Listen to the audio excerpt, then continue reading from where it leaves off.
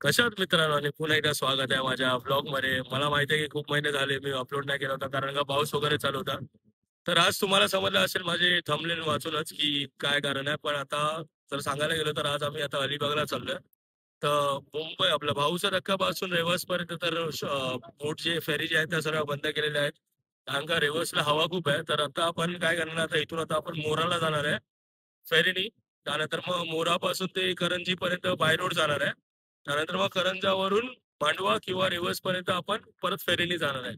आता ह्याच प्रवास बघायला आता तुम्ही पण थांबा. आणि त्याच्या आधी बाईक कशी टाकली, किती जण लागले आणि किती नाही बाईक आपल्या रोडवरून फेरीपर्यंत आणायला. तर याच प्रकारे आपली आपली पहिली गाडी चालली आतमध्ये फेरीच्या. हवा तर खूपच आहे. पण आता बघू आता किती टाइम लागतो पोचवायला, कारण का 1 2 3 जण आहेत. आणि आता इकडे मस्करी फुल चालू आहे. धक्का तर चालूच आहे इकडे, बघू आता.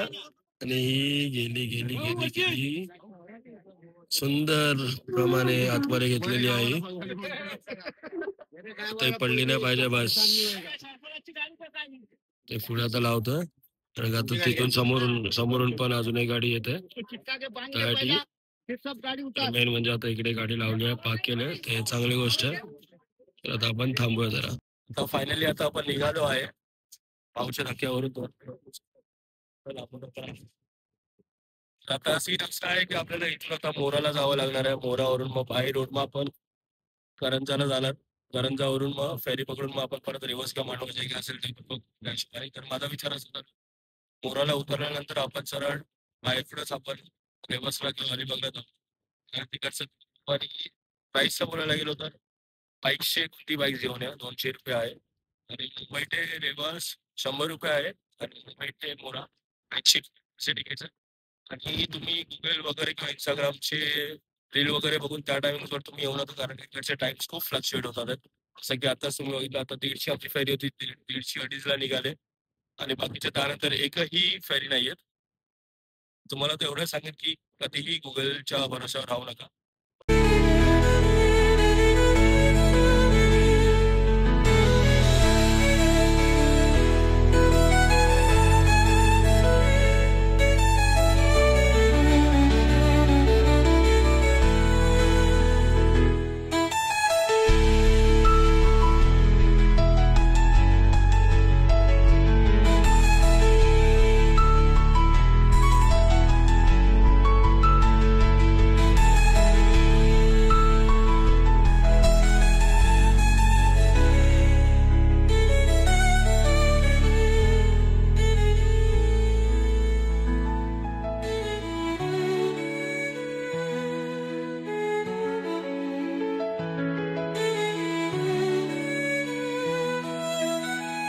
तर आता आपण मोराला पोचलो आणि मोरावरून ॲटलिस्ट हे तरी ठीक आहे.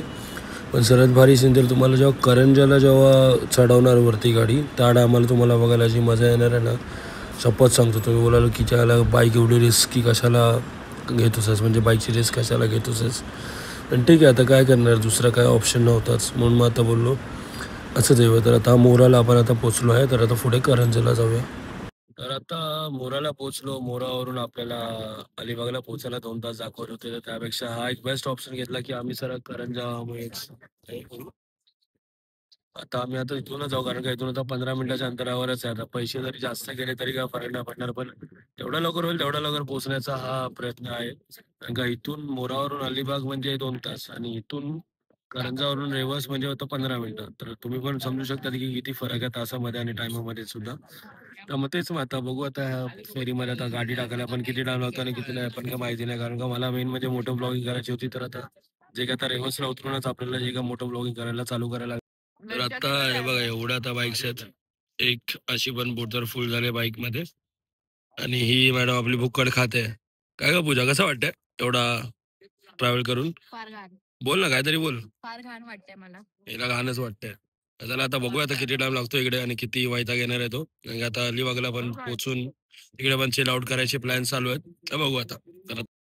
तर आता आपल्या करंजावरून आपण रेवर्सला आता पोहोचलो. आणि आता तुम्ही बघू शकता आता इथून एनफिल्ड जे आहे ते आता बघा, तुम्ही आता स्वतःहूनच बघा की कसे लोक चढवतात. ते रिस्की तर आहे, रिस्की आहे म्हणूनच हे लोक एवढे पैसे घेतात. ही आली आता पद्धतशीर एकदम चला मस्तपैकी आता डिलिव्हर केली. तर आता जस्ट बाहेर पडलो आणि तेवढ्यात ही पूजा बोलली की मच्छीवाले आहे तिकडे, तर जरा मच्छी बघूया आपण. तर तेच आता ही उतरली तर आहे आधी, मला आता परत युटर्न मारावी लागणार आहे. मग आता बघू आता मच्छी काय घेते आणि काय नाही आणि कितीला घेते आणि कितीला नाही ते बघू आता. बघू आता मच्छी कशा काय घेतात, कितीला घेतात.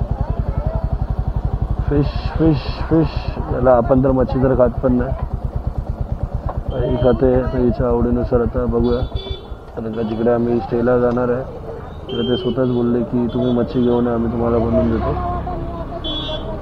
आता बघू आता हे लोक काय घेतात आणि काय नाही ते. तसे अलिबाग सिटीमध्ये पोचलो आहे. किती वाजलं आता, 7 वाजायला अजून 7 मिनटंच बाकी आहेत. त्यामध्ये एवढं ट्रॅफिक आणि गाडी पण काय माहिती चालू पण होत नाही सेल्फ मारल्यावर. एकदा ॲक्सिडेंटचं लागतं तेव्हाच चालू होते ती. काय माहिती आता गाडीला पण काय झालं आहे. आधीच भाई धोका देऊ नकोस, मुंबईला पोचव त्यानंतर करू आपण जे काय करायचं ते. तर सध्यासाठी भाई 7 दे फक्त माझी. अजून 28 मिनटं दाखवते. 7-7.5 किलोमीटरला 28 मिनटं म्हणजे काय बोलायचं, म्हणजे एवढं ट्रॅफिक. परत बंद पडली, काहीतरी शॉर्ट झालं असं वाटतंय बाईकसोबतच. ठीक आहे, आता एक काम करूया, तर आता तिकडे पोचल्यानंतरच मग आता बघूया. आता मच्छी वगैरे घेतली तर आहे. पूजा कोणती मच्छी घेतली तू? मच्छी कोणती घेतली? बोंबील. कितीला? 100 रुपये. 100 रुपयाला किती काय? 100 रुपयाला किती? 12 पीस. चांगलं आहे, स्वस्तामध्ये भेटली. 10 होते, तिला विचारलं कितीला वाट्यामध्ये. 100 रुपये. म्हणजे किती पीस? 10 मोजले मी. अच्छा, अजून 2 टाका ना 100 रुपये. चांगलं आहे. 100 रुपयाला 12 पीस म्हणजे वाईट नाही. म्हणजे मुंबईत जर मुंबईचा जर गेले ते 10 पीसच्या 200-250ला भेटतील आपल्याला, असे पण नाही बोलले तरी. अलिबागला कसं मोस्टली मच्छीचे खूप शॉप्स आहेत तिकडे, याचे हेच कारण आहे, याच्यामुळे स्वस्तामध्ये भेटतात. आता ज्याला अंधार तर झालं आहे. किती वाजले? 6 वाजून 22 मिनटं झाले तरी पण एवढा अंधार. या लोकांची नाईट लाईफ लवकर चालू होते वाटतं. इकडे आता डंपर आणि ऑटो आल्या, दादा चालव रे फटाफट, लवकर पोचायचं आहे. तर असं वाटतं सारा डायरेक्ट जेवण झोपणारच आहे असं वाटतं आपल्याला.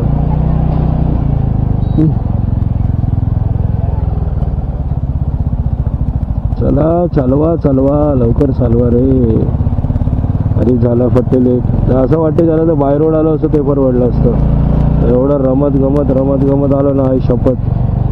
ॲक्च्युअलमध्ये ते भाऊच्या धक्क्यापासून ते रेवर्सची जी जेट्टी होती ना ती बंद झाली नाही यार, त्याच्यामुळे तो प्रॉब्लेम झाला. कारण का हवा, ते लोक जरा बोलले की हवा एवढी होती त्याच्यामुळे कॅन्सल करावं लागेल. इनफॅक्ट रेवर्सवरून ती एक बोट फेरी पण येणार होती मुंबईला भाऊच्या धक्क्याला, ती पण आली नाही. एवढी हवा होती तिकडे त्या टायमाला. ठीक आहे, आता काय आता पोचलो तर आहे. थोडाच टाईम एवढी कळ काढली तर आहे, एवढा जी वॅगन सुचला तर आहे. तर आता काय अजून थोडंसं सुचवायला काय फरक नाही पडत. ठीक आहे, बघू आता. चला भाई, आता ऑलमोस्ट पोचतच आलो आहे. 2.5 किलोमीटर दाखवत आहे. पुन्हा सुनसान रस्त्यामध्ये, बाजूला जंगल, दोन्ही साईडला कुठेतरी वाटतं खाडी आहे, कोणत्या तरी साईडला खाडी आहे, त्याच्यामधूनच चाललं आहे. तर बघू आता 10 मिनटं अजून दाखवत आहे. जेवढा फटफट होईल तेवढा लवकर पोहोचू भाई. थोडा चेंज वगैरे करून तुम्हाला पण रूमचा एक टूर देईन, कसा रूम्स आहेत, कसं काय तिकडची एन्व्हायरमेंट आहे ते पण तुम्हाला एकदा दाखवेन मी. नगाव बीचकडे आलात ना, तर नगाव बीचकडे आल्यानंतर प्रधानवाडी नाव आहे, रमेश म्हणून आहे त्याचं नाव. प्रधानवाडी असं नाव आहे. एवढं काही कुठे पुढे नाही. नगाव बीचचा आपला जो आपण म्हणजे छत्रपती शिवाजी महाराजांचा पुतळा आहे, तर पुतळ्याच्या जर राईटला गेलो तर तिकडे नगाव बीच आहे. ओके, आणि थोडंसं पुढे आल्यानंतर तिकडे कोणाला विचारा किंवा तुम्ही स्वतः जरी टाकलं गुगल मॅप्समध्ये प्रधानवाडी नगाव, तर हे तुम्हाला येईलच. तर तुम्हाला जर डायरेक्टली येत असेल तर तुम्ही येऊ शकता. तर रिजनेबल आहे. बड्डे पार्टी वगैरेसाठी पण चांगलं आहे, एकदम मस्त. त्या लोकांचा सेटअप वगैरे, केक्स वगैरे सुद्धा तिकडेच अवेलेबल आहेत. म्हणजे त्यांची जी वाईफ आहे ती स्वतःच बनवते. तर ती एक चांगली गोष्ट आहे की म्हणजे आपल्याला कुठून असं लांबून वगैरे काही घेऊन यायची काही गरज नाही, जे काय तिकडेच बनवतील. आणि जर तुम्हाला जर काय फिश वगैरे जर काही पाहिजे असेल, फिश चिकन वगैरे जे काही जर काही पाहिजे असेल तर तुम्ही स्वतःहून पण घेऊन येऊ शकतात. आणि त्यांना जर तुम्ही दिलं तर ते बनवतात, त्या वहिनी ज्या आहेत त्या बनवतात सुद्धा. किंवा जर तुम्हाला जर नाही जमत असेल घेऊन यायला तर तुम्ही त्यांना एकदा कॉल करून सांगितलं तर ॲटलिस्ट कसं ते तयारी तरी करून ठेवू शकतात, म्हणजे घेऊन आणून बनवून वगैरे तरी ठेवतील ते. सर्व काय रिजनेबल आहे, एवढं काय टेन्शन नाही ना. काय मगजमारीचा शॉर्ट आहे. तर जर इन केस जर तुम्हाला जर यायचं असेल इकडे तर तुम्ही बिंदास येऊ शकतात. जर माझं जरी नाव सांगितलं मायकलच्या ओळखीने आलं तर तेही चालेल.